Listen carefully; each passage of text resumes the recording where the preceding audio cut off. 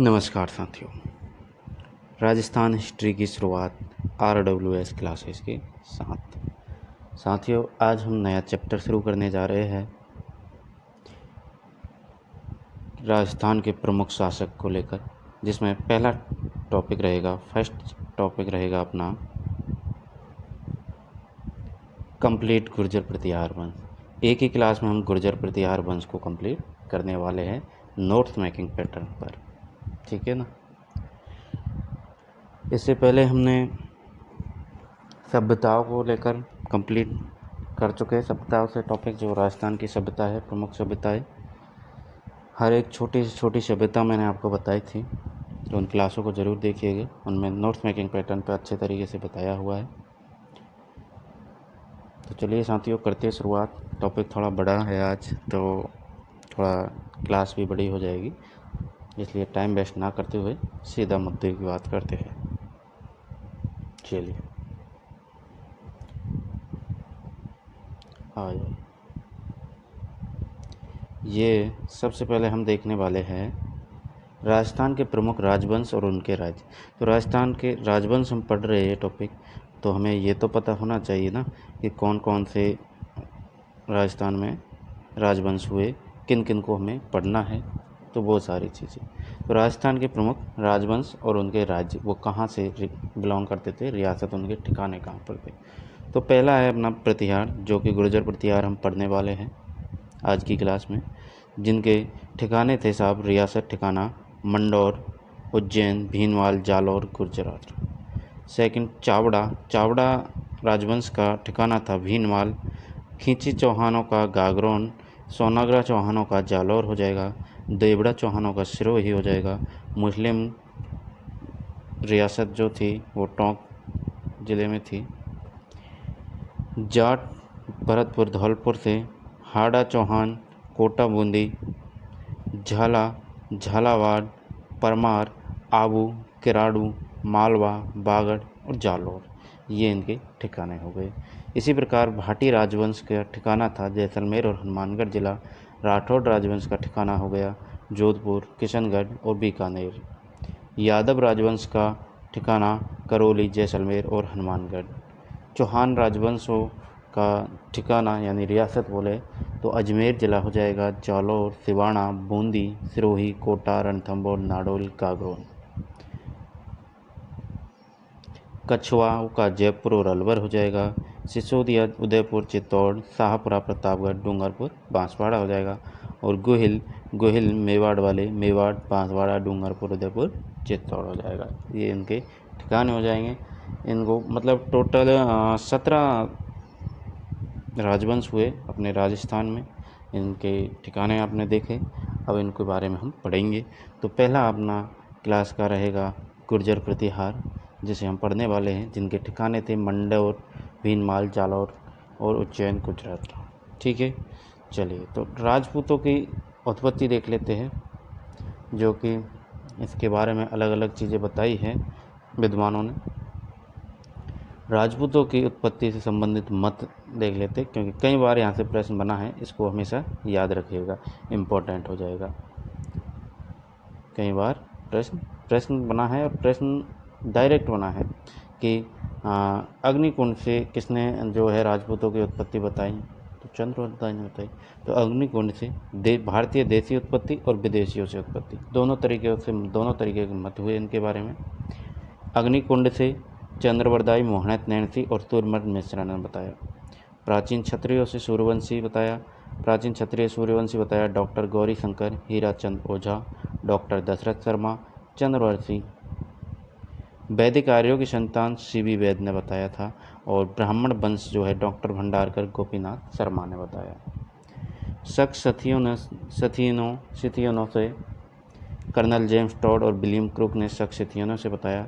और गुर्जर वंशीय श्वेत हूणों से डॉक्टर भंडारकर और ईश्वरी प्रसाद ने बताया।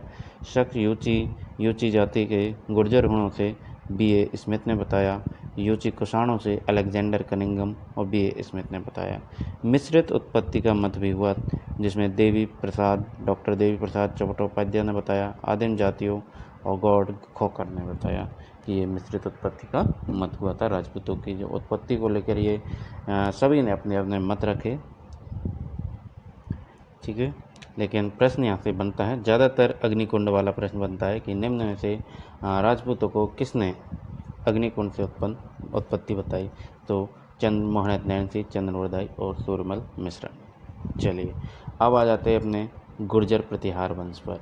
ये रहेगा आपका आज का अपना टॉपिक रहेगा, जिसको हम आज कंप्लीट करने वाले हैं, ठीक है। फर्स्ट टॉपिक है राजपूत शासकों का। तो चलिए जुड़ जाइए सभी और बने रहिए नोट्स मेकिंग पैटर्न पे। अगर आप पीडीएफ लेना चाहें, आपको पीडीएफ चाहिए, पीडीएफ, तो पीडीएफ के लिए आपको क्या करना पड़ेगा, इंस्टाग्राम सभी चलाते हैं आजकल, इंस्टाग्राम पर आपको मैसेज करना है। इंस्टाग्राम पर मैसेज करना है, जो कि कहाँ मिलेगा, इंस्टाग्राम आईडी मिलेगी आपको, इंस्टाग्राम आईडी मिलेगी YT चैनल, YT के बायो में, ठीक है। YT के बायो में आपको, यानी यूट्यूब चैनल के बायो में इंस्टाग्राम आईडी दी हुई है, वहाँ से आपको इंस्टाग्राम आईडी मिल जाएगी। वहाँ से आप कोई भी डाउट हो, मेरे से कुछ भी पूछना हो, तो आप बेझिझक पूछ सकते हैं कॉल करके, ठीक है। तो चलिए करते हैं गुर्जर प्रतिहार की क्लास को आज स्टार्ट। आ जाइए।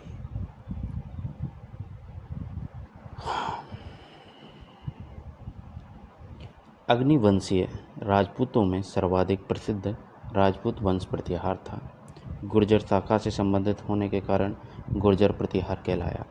गुर्जर प्रतिहार वंश का शासन मुख्यतः 6वीं से 12वीं सदी तक रहा। शुरुआत में इस वंश की शक्ति का मुख्य केंद्र मारवाड़ था। पुलकेशिन द्वितीय के ऐहोल अभिलेख में सर्वप्रथम गुर्जर जाति का उल्लेख किया गया है। इसके अतिरिक्त नीलगुंड, राघनपुर, देवली व करडहा के शिलालेखों में भी प्रतिहारों के लिए गुर्जर शब्द प्रयुक्त किया गया है। इसमें समझने लायक और वो कुछ है नहीं, फालतू की कहानी सुनने के बजाय, कहानी तो मैं सुनाऊंगा नहीं आपको, तो जो direct fact to fact line है उनको याद करना है तो करना है भाई। और याद कैसे होगी, पढ़ के होगी। तो पढ़ो, रिवीजन करो और याद करो, सुनो। मैं तो कहता हूँ कि आप अपनी क्लास को डाउनलोड कर लीजिए, देखिए मत चलिए, सुन लीजिए, उसी में आपको याद हो जाएगा। म्यूज़िक सुनने के बजाय आप क्लास सुनिए, आपको याद होगा, ठीक है। चलिए, गुर्जर प्रतिहारों के गुर्जर जाति के होने का प्रमाण अनेक साहित्यिक ग्रंथों से भी प्राप्त होता है, जिनमें कुवल्यमाला, उदय तंसूरी, हरिवंश पुराण, जिनसेन सूरी, यानी कुवल्यमाला जो है ग्रंथ उदय तंसूरी ने रचना की। हरिवंश पुराण को जिनेशन सूरी ने रचित किया। राजतरगिणी कल्हण ने रचना की। वो हर्षचरित जो है बाण भट्ट ने रचना की थी। गुर्जर प्रतिहारों का मूल स्थान उज्जैन अथवा अवंती था। उज्जैन को पहले, यानी पुराना नाम क्या था उज्जैन का, अवंती। उज्जैन का पुराना नाम क्या हो जाएगा मेरे भाई, अवंती। मोहनत नैनसी ने गुर्जर प्रतिहारों की 26 शाखाओं का वर्णन किया। तो ये याद रखिएगा कि मोहनत नैनसी ने गुर्जर प्रतिहारों की कितनी शाखा बताई, तो वो थी 26 शाखा, 26, जिनमें मंडौर, जालौर, राजोगढ़, कन्नौज, भंडोज, उज्जैन प्रमुख थे। 26 शाखाओं को लेकर कई बार प्रश्न बन चुका है, डायरेक्ट पूछा जा चुका है, तो इम्पोर्टेंट है, याद रखिएगा। चलिए, तो पहले अपनी जो शाखा है वो है मंडौर के प्रतिहार। तो मंडौर के प्रतिहारों को लेकर हम बात करने वाले हैं। चलिए, मंडौर के प्रतिहार यानी गुर्जर प्रतिहारों की 26 शाखाओं में सबसे प्राचीन शाखा मंडौर थी। मंडौर शाखा का संस्थापक था हरिश्चंद्र। तो ये याद रखिएगा, डायरेक्ट यहाँ से इस प्रकार से प्रश्न बनता है कि शाखा का जो संस्थापक कौन था? तो संस्थापक पूछा जाता है, डायरेक्ट कुछ प्रश्न बनता है, इम्पोर्टेंट हो जाएगा। मंडौर के प्रतिहार गुर्जरों का जो शाखा थी उसका संस्थापक कौन था? तो हरिश्चंद्र को माना जाता है। मंडौर के प्रतिहार शासकों की वंशावली रज्जिल से प्रारंभ होती है। रज्जिल शासक था, उससे प्रारंभ होती है। सेकंड है नागभट्ट प्रथम। नागभट्ट प्रथम, नागभट्ट यानी नरभट्ट का पुत्र था। नागभट्ट कौन था? तो इसके पिताश्री थे नरभट्ट।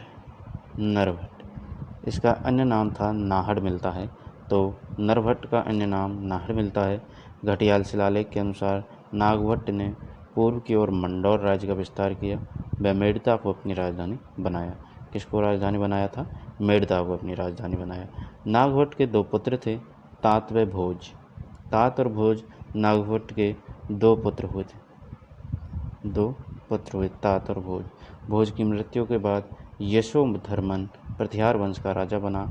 उसने अपने शत्रुओं का विनाश कर प्रतिहार साम्राज्य को अक्षुण्ण बनाए रखा। नेक्स्ट है सिलुक। सिलुक गुर्जर प्रतिहार वंश के 10वें शासक। सिलुक ने बल प्रदेश किसको कहते हैं? जैसलमेर की धरा को बल प्रदेश कहा जाता है, तक अपने राज्य का विस्तार किया। उसकी भाटी वंश की पत्नी से वाउक व कक्कुक नामक दो पुत्र हुए थे। वाउक और कक्कुक नामक दो पुत्र हुए सिलुक के, जो कि कहाँ से थी? उसकी माँ यानी कि वाउक और कक्कुक की माँ यानी सिलुक की पत्नी भाटी वंश से थी।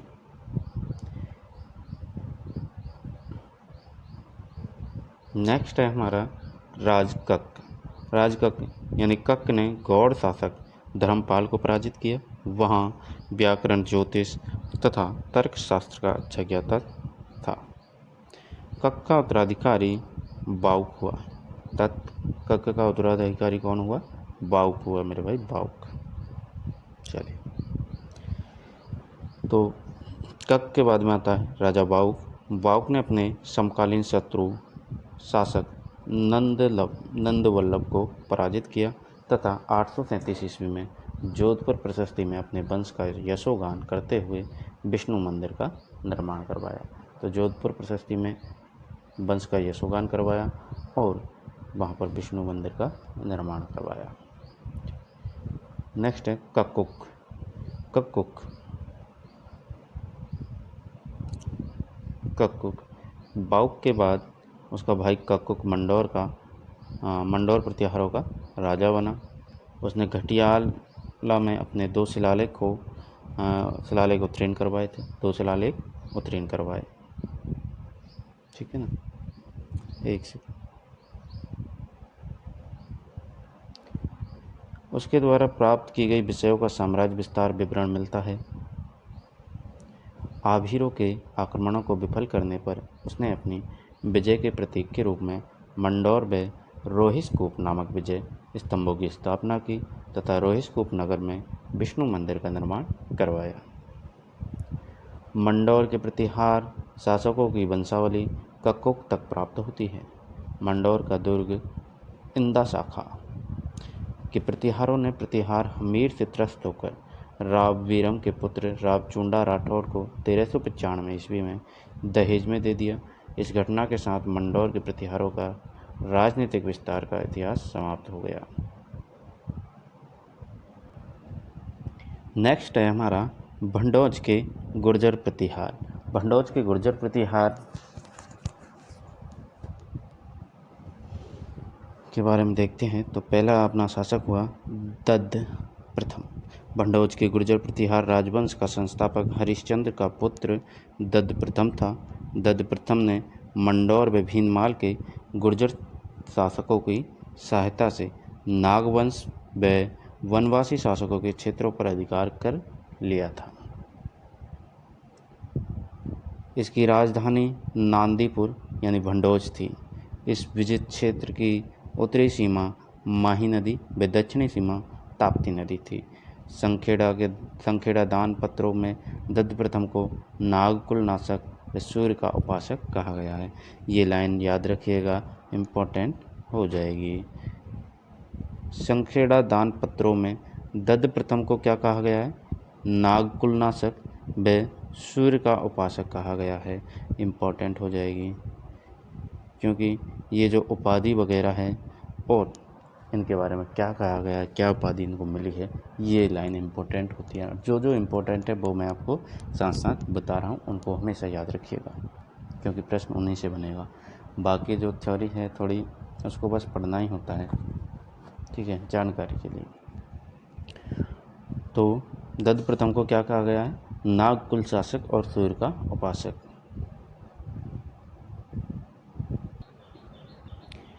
यानी ट्रिक है एक,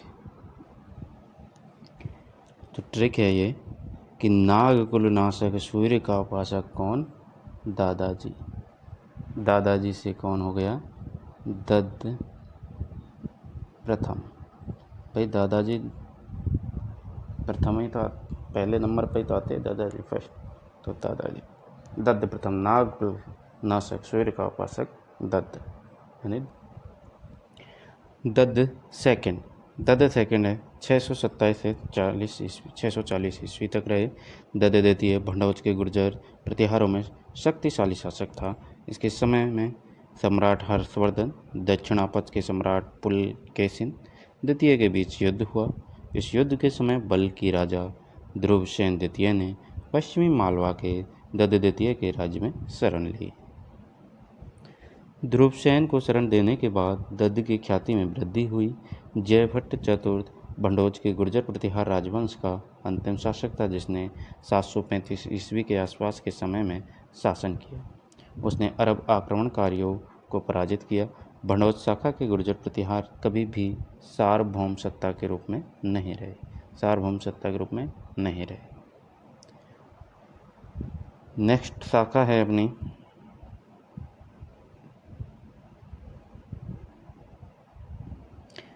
जालौर, यानी जालौर उज्जैन व कन्नौज के गुर्जर प्रतिहार।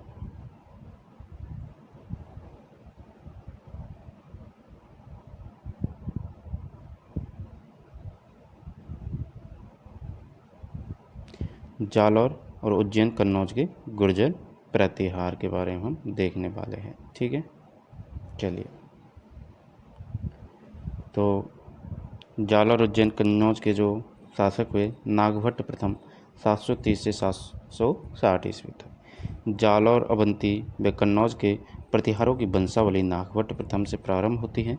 नागभट्ट प्रथम नागावलोक को इस वंश का प्रवर्तक कहा जाता है। तत्कालीन समय के लगभग सभी राजवंश जैसे चौहान, परमार, राठौड़, चंदेल, कुलचुरी, चालुक्य आदि नागभट्ट प्रथम के सामंत थे। ग्वालियर प्रशस्ति में नागभट्ट प्रथम को नारायण की उपाधि दी गई है। तो प्रश्न बनता है यहाँ से, इम्पोर्टेंट हो जाएगा मेरे भाई, इम्पोर्टेंट हो जाएगा। इम्पोर्टेंट लाइन है, क्योंकि निम्न में से किस राजा को, किस शासक को नारायण की उपाधि दी गई है ना? तो नागभट्ट प्रथम हो जाएगा, नागभट्ट प्रथम हो जाएगा। प्रश्न है इस प्रकार से प्रश्न बनेगा, निम्न में से किस शासक को नारायण की उपाधि दी गई? तो नागभट्ट प्रथम को, जिसे हम क्या कहते हैं, क्या और कहते हैं, नागावलोक भी कहते हैं। या फिर पूछ लिया जाएगा कि किस प्रशस्ति में नागभट्ट प्रथम को नारायण की उपाधि दी गई है? तो प्रश्न ये भी बनेगा। तो प्रशस्ति कौन सी हो जाएगी? नागभट्ट प्रशस्ति, सॉरी ग्वालियर प्रशस्ति, ठीक है। तो ग्वालियर प्रशस्ति में आपको नागभट्ट प्रथम को नारायण की उपाधि दी गई है। नागभट्ट के राज्य क्षेत्र में लाट, जालौर, आबू व मालवा के प्रदेश शामिल थे। उसके शासनकाल में सिंध की ओर से बलोचों ने अरब से अरबों ने आक्रमण किए, जिनको नागभट्ट ने अपनी सीमा में नहीं घुसने दिया। राजा भोज के ग्वालियर प्रशस्ति लेख में उसे मलेच्छों का शासक, मलेच्छों का नाशक कहा गया है। मलेच्छों का नाशक कहा गया है, तो इसको भी इम्पोर्टेंट आप लगा लीजिएगा, क्योंकि ये भी प्रश्न आया हुआ है। मलेच्छों का शासक हो गया अपना नागभट्ट प्रथम, नारायण की उपाधि नागभट्ट प्रथम को, मलेच्छों का नाशक हो गया, मलेच्छों का नाशक।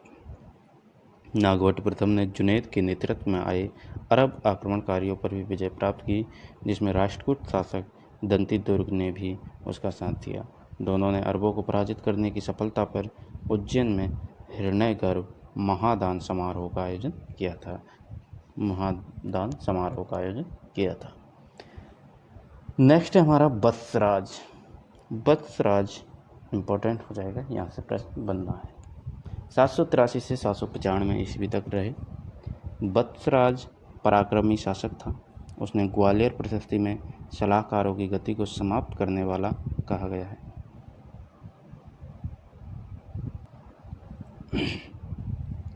तो वत्सराज को ग्वालियर प्रशस्ति में क्या कहा गया है? सलाहकारों की गति को समाप्त करने वाला शासक। वत्सराज ने बंगाल के शासक धर्मपाल को हराकर मगध, बिहार, बंगाल पर अधिकार किया। कन्नौज के शासक इंद्रायुध को पराजित कर अपना सामंत बनाया। वत्सराज के जालौर दरबार में जैन कवि उद्योतन सूरी 778 ईस्वी में कुबल्यमाला की रचना की, जिसमें वत्सराज को रणहस्तिन कहा गया है। वत्सराज को क्या कहा गया है? रणहस्तिन कहा गया है। कुबल्यमाला की रचना किसने करी? उद्योतन सूरी ने करी। उद्योतन सूरी ने कब की थी? तो 778 ईस्वी में उद्योतन सूरी ने कुबल्यमाला की रचना करी, जिसमें वत्सराज को रणहस्तिन कहा गया है। इम्पोर्टेंट हो जाएगा, बिल्कुल लगा लीजिए इम्पोर्टेंट, ठीक है ना। चलिए, भारतीय इतिहास में प्रसिद्ध पाल, प्रतिहार व राष्ट्रकूटों के मध्य त्रिपक्षीय संघर्ष की शुरुआत वत्सराज के समय हुई। वत्सराज ने मध्य राजपूताना यानी जोधपुर की भंडी जाति को पराजित कर मध्य राजपूताना पर अधिकार कर लिया था। भंडी जाति का उल्लेख जोधपुर अभिलेख में मिलता है। राष्ट्रकूट नरेश ध्रुव ने वत्सराज पर आक्रमण किया, जिसमें वत्सराज की पराजय हुई। ध्रुव की इस जीत का प्रमाण राघनपुर, वनी, डिंडोरी अभिलेख में भी प्राप्त होता है। इसे प्रतिहार वंश का वास्तविक संस्थापक भी कहा जाता है। नेक्स्ट है नागभट्ट द्वितीय। नागभट्ट द्वितीय 795 से 833 ईस्वी। वत्सराज के पश्चात उसका पुत्र नागभट्ट द्वितीय राजा बना, जिसने परम भट्टारक महाराजाधिराज की उपाधि धारण की थी। तो नागभट्ट द्वितीय ने कौन सी उपाधि धारण करी? परम भट्टारक महाराजाधिराज नागभट्ट द्वितीय। ऐसे याद करिए, नागभट्ट द्वितीय परम भट्टारक महाराजाधिराज, राजाओं के राजा महाराजाधिराज परम भट्टारक नागभट्ट द्वितीय पधार रहे हैं, बोलते हैं ना ऐसे।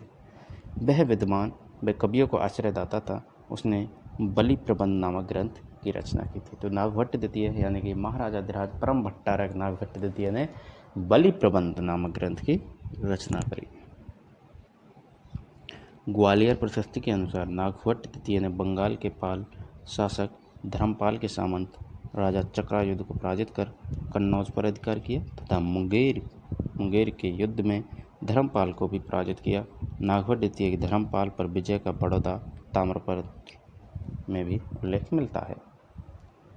बंगाल विजय के बाद नागभट्ट द्वितीय ने आंध्र, कलिंग, विदर्भ व सैंधव शासकों को अपनी अधीनता स्वीकार करने के लिए वाध्य किया। नागभट्ट द्वितीय ने कन्नौज को अपनी राजधानी बनाई, जो कि गुर्जर प्रतिहारों के पतन तक इस वंश की राजधानी रही है।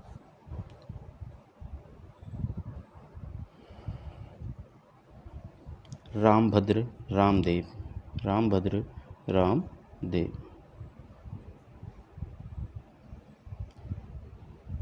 833 से 36 ईस्वी। नागभट्ट द्वितीय के बाद उसका पुत्र रामभद्र शासक बना। उसने 3 वर्ष तक राज्य किया। उसके समय में प्रतिहारों की शक्ति क्षीण हुई। रामभद्र के शासनकाल में बंगाल के पाल शासक देवपाल ने प्रतिहारों के क्षेत्र में आने वाले पूर्वी बिहार व उड़ीसा पर अधिकार कर लिया। ग्वालियर प्रशस्ति के अनुसार रामभद्र सूर्य का उपासक था। उसने अपने पुत्र का नाम मिहिर रखा।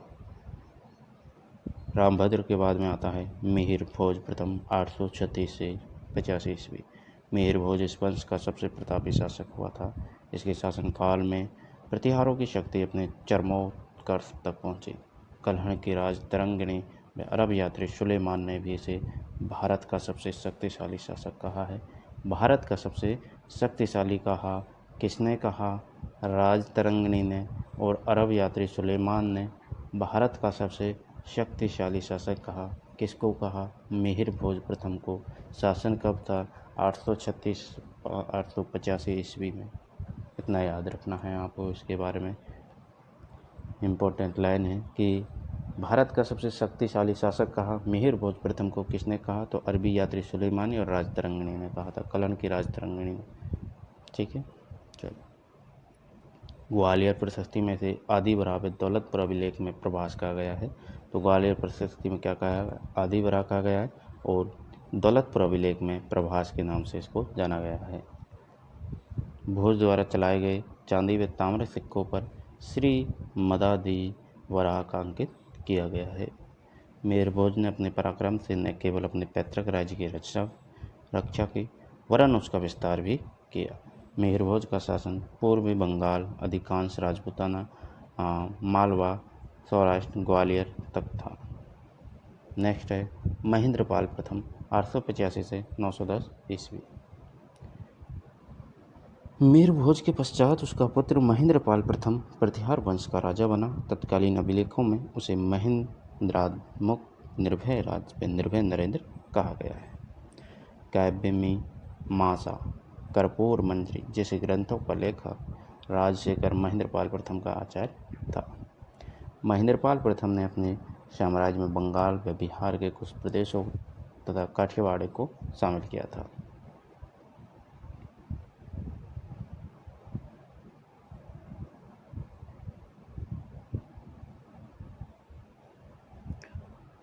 नेक्स्ट है भोजदेव द्वितीय 910 ईस्वी से 931 ईस्वी। महेंद्रपाल प्रथम द्वारा अपनी उत्तराधिकारी नियुक्ति नहीं करने के कारण उसके तीनों पुत्रों में संघर्ष हुआ। प्रारंभ में कुछ वर्ष के लिए महिपाल कन्नौज का राजा बना, परंतु भोज द्वितीय ने अपने ससुर कोकिलदेव की सहायता से अपने भाई की हत्या कर स्वयं सत्ता प्राप्त करी। उसका शासन कुछ समय तक ही रहा। नेक्स्ट है महिपाल प्रथम 914 ईस्वी से 943 ईस्वी तक रहा। राजशेखर ने महिपाल प्रथम को आर्यवर्त का राजा कहा। आर्यवर्त का राजा इम्पोर्टेंट हो जाएगा। आर्यवर्त का राजा महिपाल प्रथम को आर्यवर्त का राजा कहा। किसने कहा? राजशेखर ने कहा। तो राजशेखर ने महिपाल को आर्यवर्त कहा, आर्यवर्त का राजा कहा। ठीक। इसके समय में अरब यात्री अलमसुदीकी ने भारत की यात्रा की। अपने यात्रा वृत्तांत में उसने महिपाल प्रथम के राज वैभव का शक्ति की प्रशंसा की है।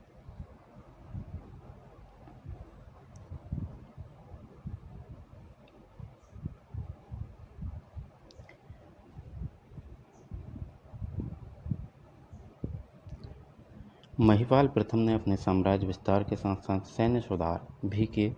उसने सैनिकों को नगद वेतन देने की परंपरा स्थापित करी। सेना को सुव्यवस्थित अनुशासित बनाया। नेक्स्ट हो जाएगा महेंद्रपाल द्वितीय 945 से 948 ईस्वी। महेंद्रपाल द्वितीय अल्प समय के लिए कन्नौज का राजा बना। इसके बाद 960 ईस्वी तक गुर्जर प्रतिहार वंश के 4 शासक हुए, देवपाल, विनायकपाल द्वितीय, महिपाल द्वितीय तथा विजयपाल 961 ईस्वी तक। ब्याना स्थित ऊषा मंदिर के 955 ईस्वी के प्रस्तर अभिलेख में महाराज श्रीदेव द्वितीय के समय रानी चित्रलेखा द्वारा विष्णु मंदिर का निर्माण उल्लेख मिलता है। तो रानी चित्रलेखा ने ब्याना में किस मंदिर का? विष्णु मंदिर का निर्माण करवाया। किसने करवाया? चित्रलेखा ने। 948 से 960 ईस्वी तक शासन करने वाले 3 दुर्बल शासकों के काल में लगभग आधा आर्यवर्त गुर्जर प्रतिहारों के हाथ से निकल चुका था। ओके। नेक्स्ट है हमारे श्री राजपाल देव।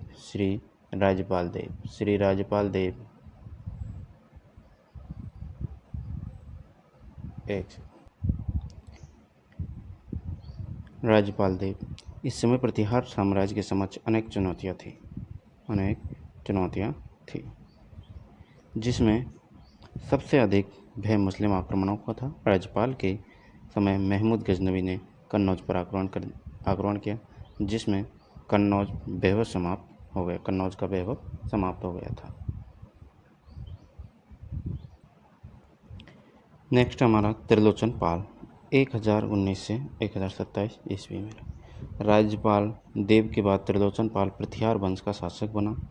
अलबरूनी के वर्णन से ज्ञात होता है कि इस समय कन्नौज प्रतिहारों की राजधानी नहीं थी। कन्नौज जो प्रतिहारों की राजधानी नहीं थी। उनकी राजधानी बारी नामक स्थान था, जो कि सरयू व रामगंगा के नदी के मध्य में स्थित है। 1093 में के आसपास गेहड़वाल शासक चंद्रदेव ने प्रतिहारों से कन्नौज को छीनकर उसके अस्तित्व को समाप्त कर दिया। विक्रम संवत 1200 के आसपास नाडौल शासक रामपाल चौहान ने मंडौर प्रतिहारों से छीन लिया, जिस समय सहजपाल यहाँ का शासक था। नेक्स्ट है राजगढ़ के गुर्जर प्रतिहार। राजगढ़ के गुर्जर प्रतिहार, जो कि अपने लास्ट है शायद आज की क्लास का। अलवर राज्य के राजगढ़ से प्राप्त 960 ईस्वी के शिलालेख में राजगढ़ पर प्रतिहार गोत्र के गुर्जर महाराजा धीराज सावर का पुत्र मथन देव के राज्य करने का उल्लेख मिलता है। बहलौल लोधी के समय में ढूंढाड़ व माचेडी में भी गुर्जरों का राज्य था, जो कि वड़ गुर्जर कहलाते थे। फिरोज तुगलक के समय माचेडी पर गोगा देव बड़ गुर्जर का राज्य था। तो ये थी आज की अपनी क्लास, कंप्लीट होती है 31 मिनट का हो गया है। हाँ, तो आधा घंटे की क्लास हो गई, क्योंकि टॉपिक बड़ा था जिसको हमने कवर किया है ना। चलिए आ जाइए अपने फ्रंट पेज पर। तो राजस्थान हिस्ट्री की शुरुआत RWS क्लासेस के साथ राजस्थान के प्रमुख शासक हमने देखे। आज कौन कौन से शासक हैं, उनके क्षेत्रों के बारे में हमने जाना, कौन कौन से क्षेत्र हुए कंप्लीट। गुर्जर प्रतिहार राजवंश कंप्लीट किया। फर्स्ट जो राजवंश प्रमुख शासकों में अगर देखें तो गुर्जर प्रतिहार वंश पहले नंबर पे आता है, तो ये हमने कंप्लीट कर लिया है। नेक्स्ट हम पढ़ेंगे मेवाड़ को अच्छे से कहानियों के तौर पे भी मैं आपको बताऊंगा और अच्छे से पढ़ेंगे। ये जो था गुर्जर प्रतिहार, इससे इतना ज़्यादा प्रश्न बनते नहीं हैं, तो इसको बस थ्योरी के टाइम पे तरीके से पढ़ना था।